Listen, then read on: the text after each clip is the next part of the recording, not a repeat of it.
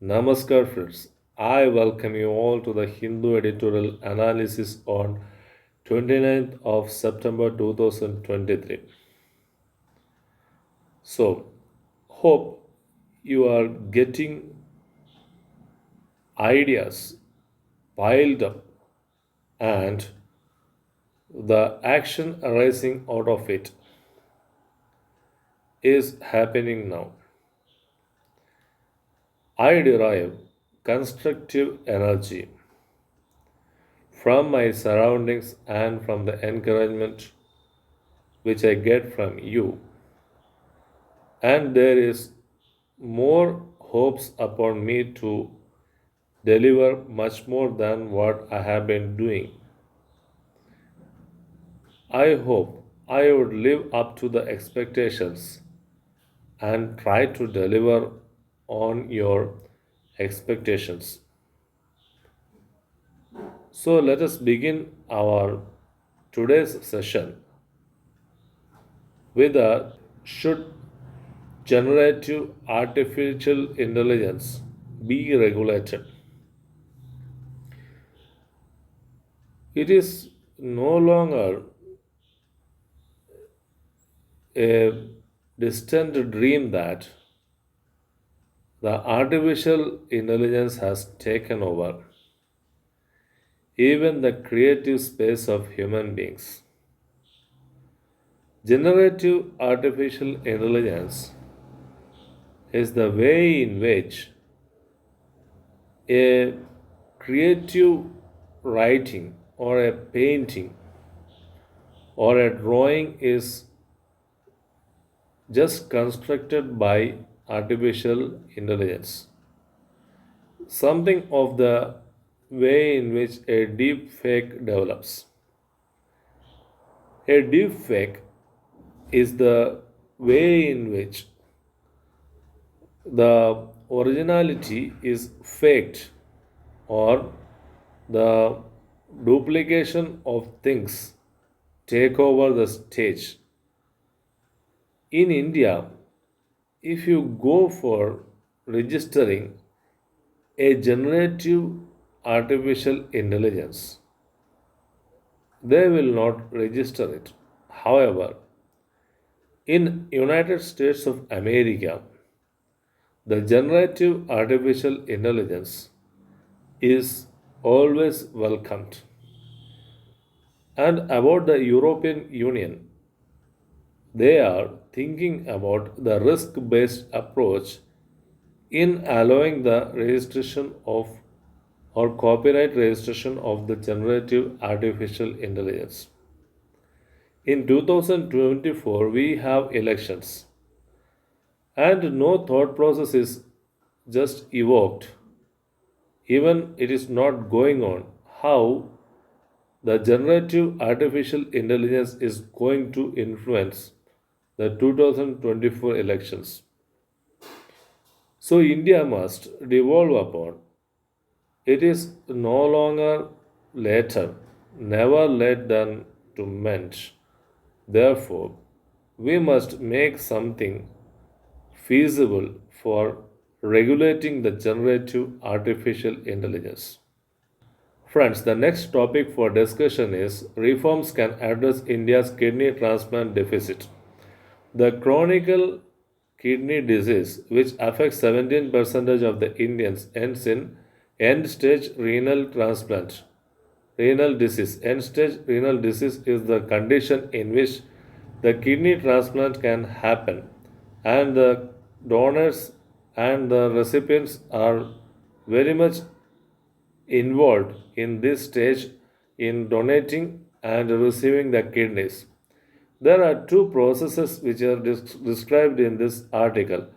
That is, one is swap method. Swap method is that a person whose spouse needs a kidney, but the incompatible kidneys cannot be found from the person for his spouse, can transplant the kidney with another person who is another person's spouse. This is called swap.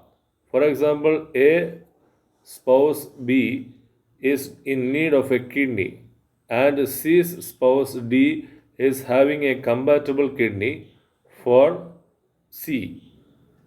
For A's spouse B is having compatible kidney for C. If A and C are in need of kidneys, they can swap the kidneys. This is swapping. And next one is the chain. A's spouse B is in need of kidney and B takes kidney from D. D takes C donates kidney to E and E's spouse F takes kidney from G. Like that, this chain goes on. It is very highly necessary to legalize and even create the conditions for kidney transplants, for swaps and the chains. In India, what happens is that non near relatives can only donate kidneys, and the kidney donation between relatives can also happen. There are certain regulations. The non relatives can donate kidneys as held by the High Court in Kerala and Punjab. So the regulation should be very much lenient, at least to the extent in which these swaps and chains must be made possible. Friends, next article which I am going to discuss is a milestone in Hindu marriage reform in India. What does this talk about? The Surya Maryadai Thirumanam. In Tamil, it is called Surya Maryadai Thirumanam. It is with reference to the 1967 amendment of the Hindu Marriage Act by the Tamil Nadu government. In Surya Maryadai marriage, there will not be any kinds of rituals, or it is known as the marriage without any kinds of rituals.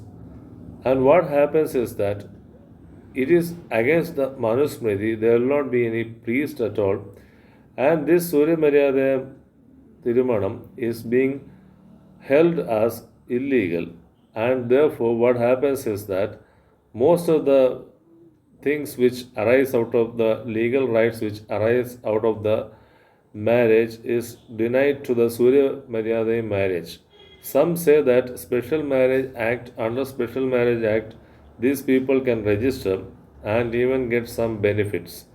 However, Surya Maryada marriage is not being considered as legal. Surya Maryada marriages are also known as self-respect marriages. This this gets footing from the Chidambaram Chettiar versus Devayani, a very famous old case which held that Surya Maryada marriages were not valid, and that prompted the Tamil Nadu government to validate this 1967 by amendment 1967 amendment. However, now the Madras High Court held that such marriages are not valid at all. Friends, the next article which I am going to discuss is caring for the old. The geriatric care is what caring for the old is termed. This geriatric care is a very high in demand, especially in Kerala and West Bengal, where you can find a very fast growing population living alone. Therefore, the cases of old age people are going to be in double digits throughout India, and in Kerala and West Bengal it is above the national average. So geriatric care, which has to be attuned to the growing demands of the growing old age population who needs care age of their at the evening of their life is what needed. In this article, very interesting facts are just laid out. That is, women can outlive men by 19 years. That is, the women who have reached the age of 60 can have another 19 years of life, whereas for men it is 17.5. It is also pointing out Senior Citizens Act, which exists for senior citizens care in India. So geriatric care has to be taken seriously, especially in states like Kerala and West Bengal. Friends, the next article for discussion is Free Fall. It has reference to the Niger killing, and the Canadian government and the Indian government are fighting out its case in the United Nations General Assembly. The Five Eyes, which informed the Canadian government that India was involved in this killing, is so much doubtful because India is saying that it was very high to say that, it was very early to say that this killing was conducted by Indian government. It is not correct. The Five Eyes are the set of intelligence agencies in which the member countries are Canada, Australia, New Zealand, US and UK. They divide the world into five areas and they conduct investigation and report. These five eyes agency have reported that India was behind the killing, and India is telling that how a person like Justin Trudeau, who is the Canadian premier, can say like that because it is very early to accuse a country of the state of India. India condemns such kinds of killings. However, India is also arguing that the treachery and terrorism which is being fostered by Canada is going against the spirit of the cooperation in fighting terrorism which the world order offers. And the involvement of Five Eyes is also very much condemned by India. Friends, I hope you have got some more key takeaways from these articles. We must respect the old age people and care for the old age people in their time evening of their lives. We must love them and get along with them. And the second key takeaway from this is that the generative artificial intelligence, this is high time to think about this generative artificial intelligence. And the third key takeaway is that we must see that the laws which are regulating the kidney transplants in India are followed to the letter and spirit, while having some case of our own in this kidney transplant with respect to some of our relatives or something like that. So these key takeaways will make you happy for the day. I think it's a great motivation to go along with the key takeaways and following this with action. Take care. Good night.